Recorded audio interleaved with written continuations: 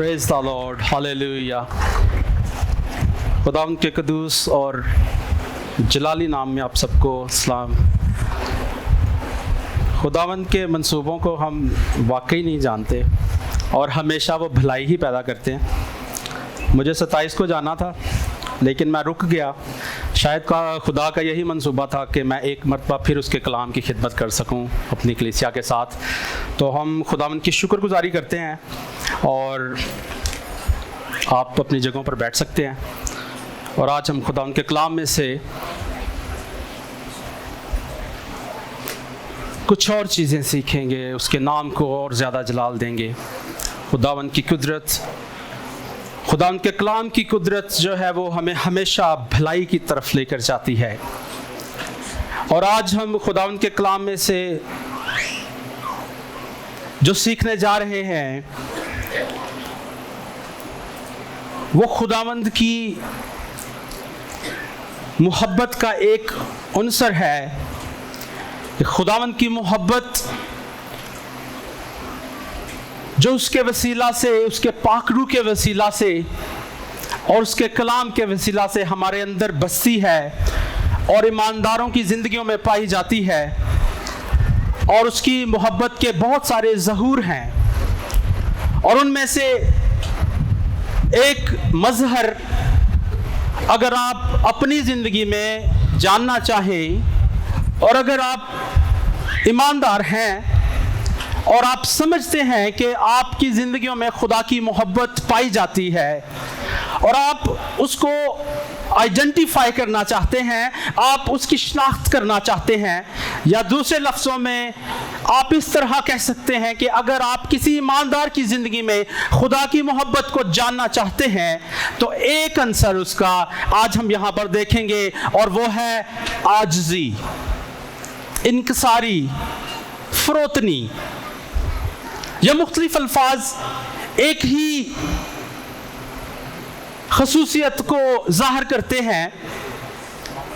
आजिज़ाना, अपने आप को छोटा करना, मुख्तलिफ तराजुम हैं या हम मायनी अल्फाज हैं, लेकिन उन सब का मतलब जो है वो एक ही है कि अपने आप को छोटा करना या खुद पर फख्र ना करना। और याद रखें ये खुदा की मोहब्बत का एक अंसर है। बहुत सारे नासर हैं जो हमारे अंदर ईमानदार की ज़िंदगी के अंदर खुदा के अनासर को, उसकी मोहब्बत को ज़ाहिर करते हैं कि ये शख्स ईमानदार है और इसके अंदर खुदा की मोहब्बत पाई जाती है। उनमें से एक हम्बलनेस, ह्यूमिलिटी, आजिज़ी, इनकिसारी, फ़रोतनी और दिल का हलीम होना। और बाइबल मुकद्दस में बेशतर पुराने अहदनामा में और नए अहदनामा में भी बहुत सारी जगहों पर इस बात को रकम किया गया है, लिखा गया है और तंबीह की गई है, आगाही दी गई है, सिखाया गया है कि अपने दिल को आजिज़ रखें, फ़रोतनी अपने अंदर पैदा करें और खुदा की मोहब्बत आपके अंदर दिखाई देगी और वो आपको कामिल करेगी। हालेलुया। तो आइए हम खुदावंद के कलाम में से पढ़ेंगे। पहला पत्रस उसका 5वां बाब हम पढ़ेंगे। पहला पत्रस उसका 5वां बाब है और उसकी हम 6ठी और 7वीं आयत पढ़ेंगे।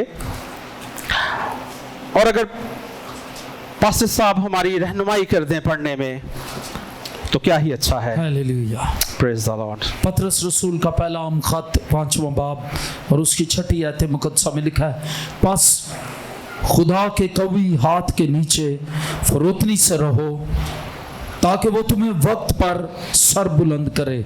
आमीन, आमीन, हालेलुया, प्रेज द लॉर्ड।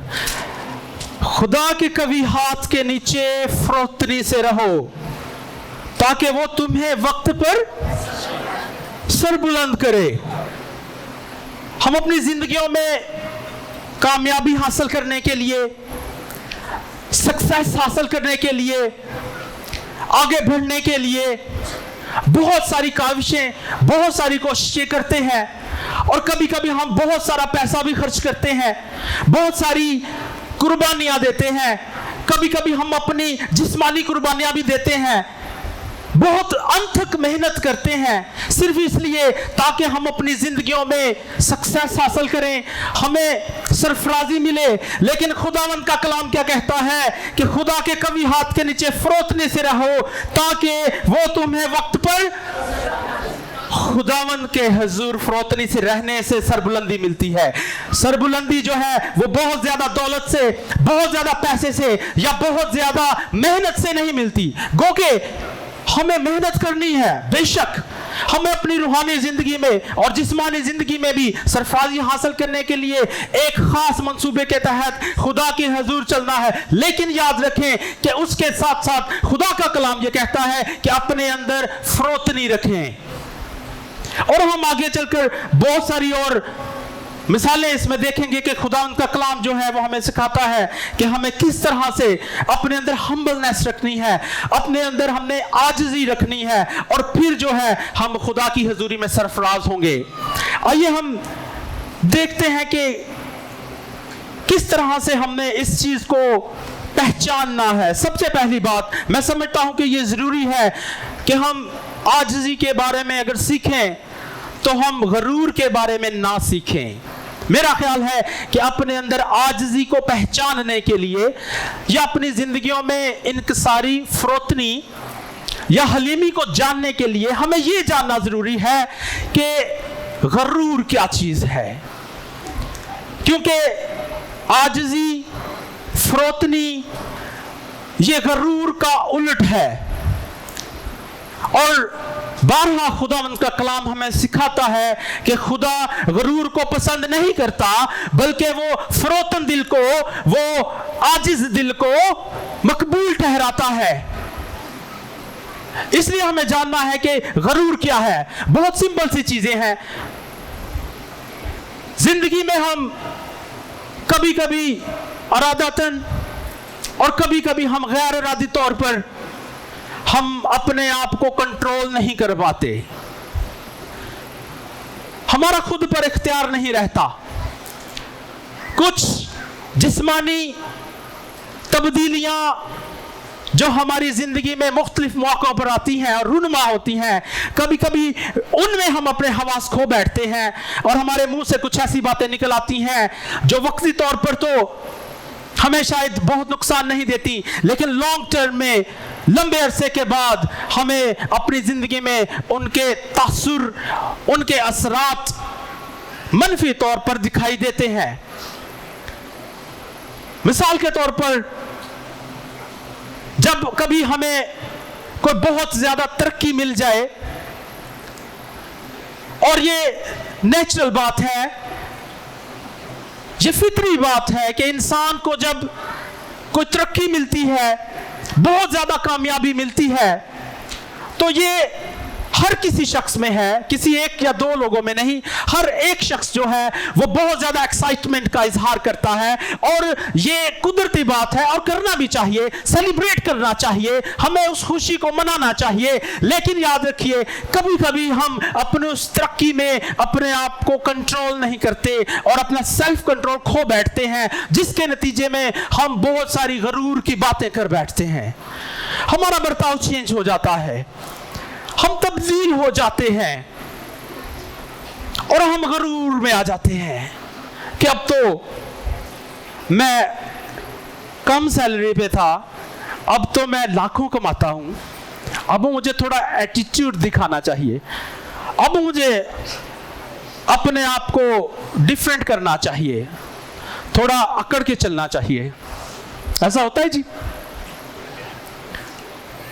अपने आप को मेंटेन करना बहुत अच्छी बात है, अपने आप को खूबसूरत, स्मार्ट और हैंडसम रखना, इसमें कोई बुराई नहीं, और खुदा की बरकतों को इस्तेमाल करना, इसमें भी कोई बुराई नहीं। लेकिन जब आप दूसरों को अपने से कमतर समझना शुरू कर देते हैं और अपने अल्फाज से दूसरों की हकारत करते हैं जो शायद माली तौर पर आपसे कम होते हैं, या फिर उनका लिविंग स्टाइल, उनके रहने का अंदाज आपसे कमतर होता है, या उनके पास वो बरकत अभी नहीं होती हैं जो आपको मिल चुकी होती हैं, और फिर आप उन्हीं बरकत के वसीला से आप फर्क करना शुरू कर देते हैं, आप डिफरेंशिएट करना शुरू कर देते हैं, और फिर उसी लम्हे को हम गुरूर का लम्हा कहते हैं। और ये चीजें हमें आइडेंटिफाई करने की जरूरत है कि अगर खुदा ने हमें तरक्की दी है, अगर खुदा ने हमें बरकत दी है, तो क्या उस बरकत की वजह से मेरी गर्दन में कोई सरिया तो नहीं डल गया? अब मैं ऐसे तो नहीं हो गया। पहले मैं खुदावंद के हुजूर नीचे बैठकर इबादत करना पसंद करता था, अब तो ना जी ना, पास्टर तारिक नो, मैं तो बड़ी पोस्ट पे चला गया हूं यार, उधर मैं जाऊंगा लोग मुझे देखेंगे नीचे बैठता है। याद रखें कि खुदावंद के हुजूर ना तो कोई सदर है, ना कोई वजीर आजम है। आइए यहीं पर हम, बल्कि मैं आपको कोट करता हूं कि बड़ा मशहूर वाकया है दाऊद बादशाह का, जब वो अपने घर में, ये गालिबन सैमुएल की किताब में है, दूसरे सैमुएल में ये वाकया है, छठा बाब है उसका।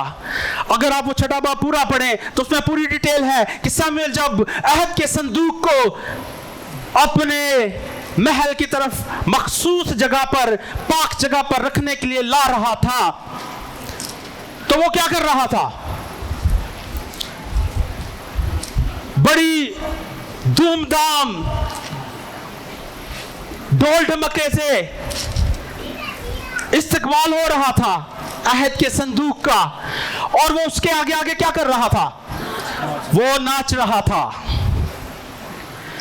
और भी उसने बहुत कुछ किया, सिर्फ उसने डांस ही नहीं किया, वो सिर्फ नाचा ही नहीं, बल्कि उसने जो अपनी शाही पोशाक पहनी हुई थी वो भी उसने उतार दी, और शायद उसने एक सादा लंगोट पहना हो उस वक्त, सादा कोई, और उसका बदन भी शायद उस वक्त नंगा हो, उसके बाजू नंगे हो, क्योंकि पोशाक के नीचे हो सकता है उसने खाली, जैसे हम वेस्ट पहनते हैं पुराने दौर में एक लंगोट पहना जाता है, उसका ज्यादातर जिस्म का हिस्सा लोगों को नजर आता हो।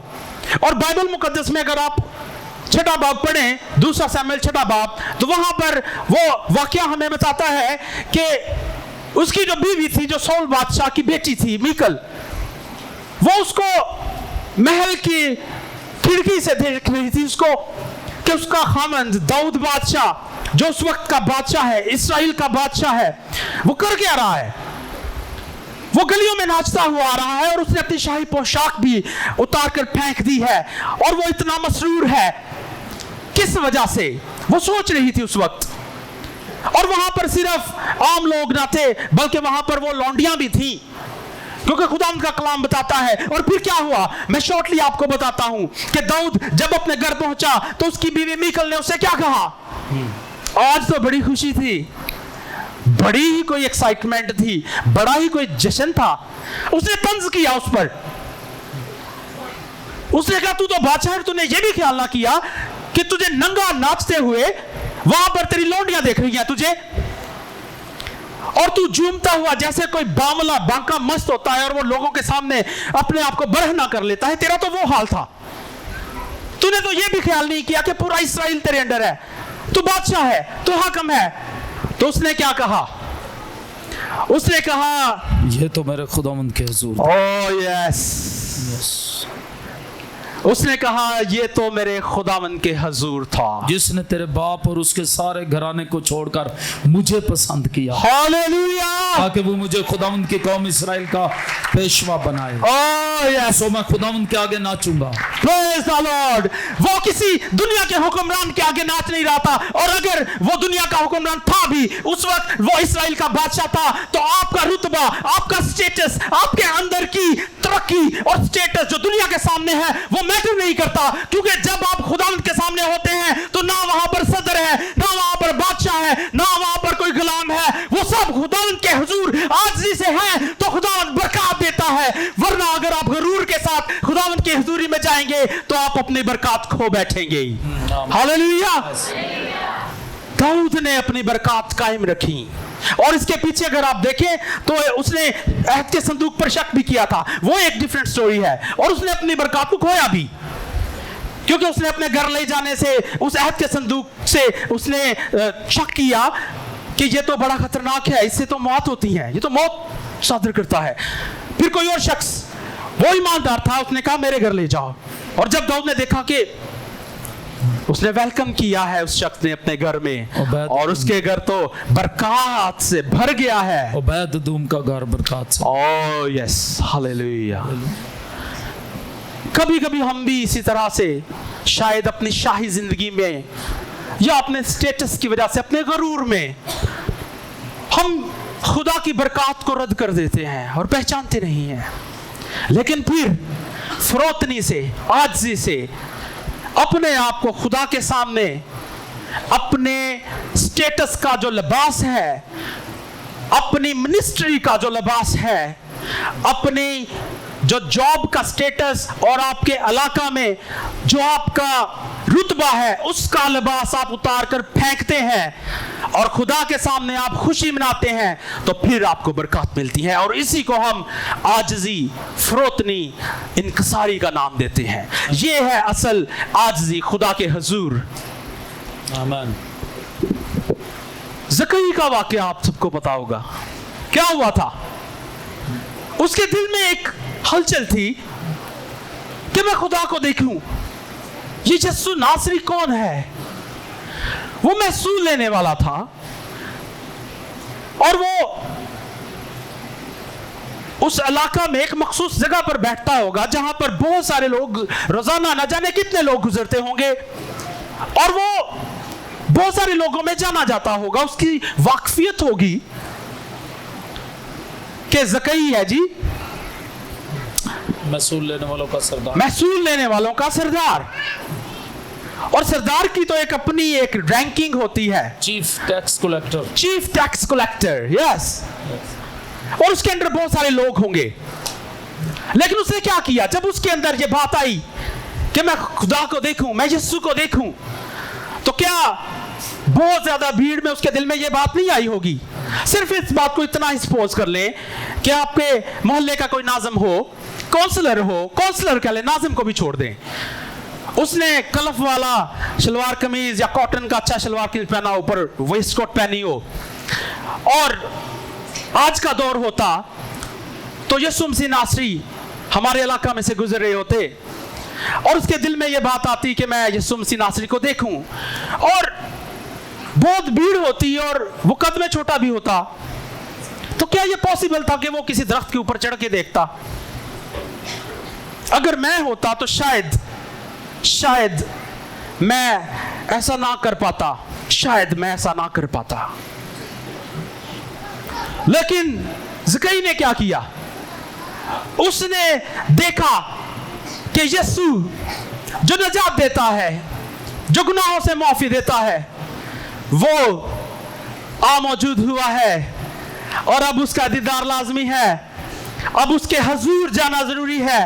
क्या किया जाए? उसने बड़ी मेहनत की होगी, हो सकता है उसके दिल में भी यह बात आई हो कि मैं भीड़ में से गुजर के जाकर उसका दीदार कर लूं, एक दफा उसको देख लूं, लेकिन ऐसा मुमकिन ना हुआ। उसने कोई और सोर्स देखा होगा, उसने ये भी सोचा होगा, शायद उसने ये सोचा हो कि बहुत सारे मेरे सबऑर्डिनेट्स हैं जो मेरे अंडर काम करते हैं, या बहुत सारे लोग जो मुझे जानते हैं, अगर मैंने कुछ ऐसी हरकत कर दी तो वो देखेंगे और वो क्या सोचेंगे कि ये महसूल लेने वालों का सरदार, चीफ टैक्स कलेक्टर, ये क्या हरकत कर रहा है, इसका दिमाग तो नहीं खराब हो गया, ये बावला तो नहीं हो गया? बिल्कुल इसी तरह जैसे मीकल ने दाऊद को कहा कि ये तो बावलों जैसी हरकतें कर रहा है। लेकिन ज़कई ने उस किसी बात का वहां पर ख्याल नहीं किया, और उसने बेशर्मी से, मैं कहना चाहूंगा, कोई झिझक नहीं है, कोई हेजिटेशन नहीं है, क्योंकि उस वक्त उसके जहन में एक ही बात अटकी हुई है कि उसने अपने आका का, अपने खुदा का, अपने नासरी का, अपने नजात दहिंदा का, वो जो लोगों को रोगों से शिफा देता है, वो जो बदरूहों को दौड़ा देता है, वो जो हुक्म देता है और अंधे आंखें पाते हैं, उसका दीदार करना है। और वो चढ़ गया गूलर के दरख्त के ऊपर, और फिर क्या हुआ?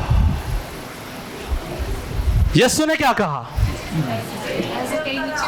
नीचे उतरा, आज मुझे तेरे घर जाना, क्योंकि आज तेरे घर, जब हम अपने अंदर आजी पैदा करते हैं, जब हम अपने अंदर हम्बलनेस पैदा करते हैं और हम दुनिया को नहीं देखते कि दुनिया हमारे बारे में क्या सोचेगी, हम खुदा के हुजूर रो रहे हैं, हम खुदा के हुजूर नीचे जा चुके हैं, हम गिर चुके हैं और हमारा सोशल स्टेटस क्या है उसकी परवाह नहीं करते और हम फरोतनी से, आजी से, इनकिसारी से हम अपने आप को खुदा के सामने पेश करते हैं और अपनी तरफ ज़ाहिर करते हैं, तो फिर हमारी जिंदगियों में क्या आती है? नजात आती है। अगर आप नजात पाना चाहते हैं और अगर आप चाहते हैं कि आपके घरों में नजात आए, तो अपने स्टेटस का लबादा उतार दें, शर्म खाना छोड़ दें, हेजिटेट होना छोड़ दें, झिझकना छोड़ दें और ज़कई की तरह किसी भी स्टेटस का ख्याल ना करते हुए, अपने रुतबे का ख्याल ना करते हुए,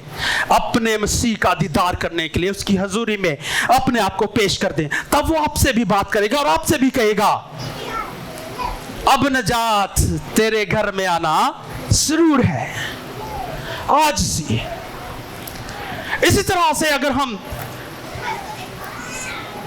एक और एग्जाम्पल देखें, ये बाइबल मुकद्दस हमें बहुत सारी जगहों पर आजिज़ी और इनकिसारी के बारे में समझाता और सिखाता है कि जब हम अपना दिल उंडेल देते हैं, खुदा के सामने खाली कर देते हैं, हम अपनी तरफ खुदा के सामने रखते हैं और हमारा प्राइड और हमारा सोशल स्टेटस हमारी जिंदगियों में मायने नहीं रखता, तो हमें नजात मिलती है, हमें बरकत मिलती है और हमें गुनाहों की माफ़ी मिलती है।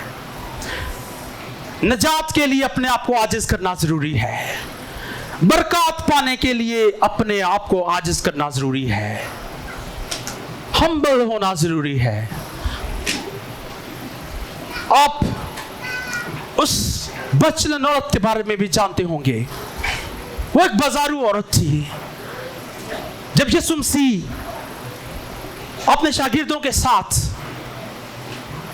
या कुछ लोगों के साथ, मैं रेफरेंस नहीं देखना चाह रहा वक्त को बचाते हुए, लेकिन ये मशहूर वाकयात हैं, हम अक्सर इन वाकयात को पढ़ते हैं और सुनते हैं, इसलिए मैं आपको बाइबल की उस एग्जाम्पल से मैं समझाना चाहूंगा, एक और दलील देना चाहूंगा खुदा के कलाम में से कि वो जब खुदा की हुजूरी में आए और यीशु मसीह के पास आई, लूका की इंजील में गालिबन ये वाकया है, और उसने अपना दिल उंडेला, उसने अपने आंसुओं से यीशु के पांव धोए, अतर डाला और अपने बालों से अपने यीशु के, अपने आका के पैरों को खुश्क किया। और वहां पर बैठे लोगों ने क्या सोचा? ये गुनाहगार औरत है और ये यीशु जो पाक तरीन हस्ती है, एक तो ये उसको छू रही है, ऊपर से यीशु भी उसको कुछ नहीं कह रहा। चाहिए तो ये कि वो उसको डांटता कि तेरी हिम्मत कैसे हुई कि मैं जो इतना पाक तरीन खुदावंदों का खुदा हूं, खुदा का इकलौता बेटा हूं, रूह से मसा किया हुआ हूं, तेरी हिम्मत कैसे हुई कि तू गुनाहगार मुझे आकर छू रही है? लेकिन यीशु ने क्या कहा? यीशु ने उनके दिलों का पढ़ लिया, क्योंकि वो हमारे दिलों के राज जानता है, वो हमारी रग रग से वाकिफ है, वो हमारे जहनों को पढ़ता है। उसने कहा कि तुमने तो मेरे सर पर तेल डाला, उसने अतर से अपने आंसुओं से मेरे पांव धोए, बालों से खुश्क भी किए। क्या वो ना सोचती होगी कि लोग वहां देख रहे होंगे? और इस बात को अपने जहन में रखें कि इस तरह के लोग या औरतें आमतौर पर पब्लिक प्लेसेस में नहीं जाती, जहां पर आम इज्जतदार लोग बैठते हों, जहां पर मजहबी लोग या उस वक्त के शरा के आलम या रूहानी लोग जिनके बारे में ये मशहूर हो, कोई इस तरह का शख्स क्या वहां पर जाता है? वो किनारा करते हैं, वो अपने चेहरे छुपाते हैं, बल्कि हम लोगों को वो नजर भी नहीं आते, क्योंकि उनकी जिंदगी खुफिया होती है, पोशीदा होती है। लेकिन उस औरत ने भी ठान लिया था कि आज वो माफी लेकर जाएगी। उसने भी कोई झिझक नहीं की, उसने भी कोई शर्म नहीं की। उसने अपना दिल उंडेल कर यीशु के सामने रख दिया और उसने अपने आप को उसके कदमों में रखा। उसने न जाने वो कितना महंगा अतर होगा, वो उसने यीशु के पैरों पर अंडेल दिया और अपने आंसुओं से उसके पैर धोकर उसने अपने गुनाहों का इकरार किया। तो यीशु ने क्या कहा? जा बेटी, तेरे सारे गुनाह मुआफ हुए। बिल्कुल उसी तरह जब संसारी के वक्त उसने उस बचलन औरत को कहा था, यहां पर भी जब वो गुनाहों का इकरार करती है वो औरत, तो यहां पर भी यीशु मसीह नासरी उसको यही कहते हैं कि तेरे गुनाह माफ हुए। और इस बात को याद रखें कि वहां पर यीशु मसीह उन आदमियों से कहते हैं कि तुमने मेरे सर पर तेल डाला, इसने अतर डाला। वो एक मिसाल देते हैं कि जिसने कम आजिज़ी जाहिर की, कम मोहब्बत जाहिर की, उसके कम गुनाह मुआफ हुए।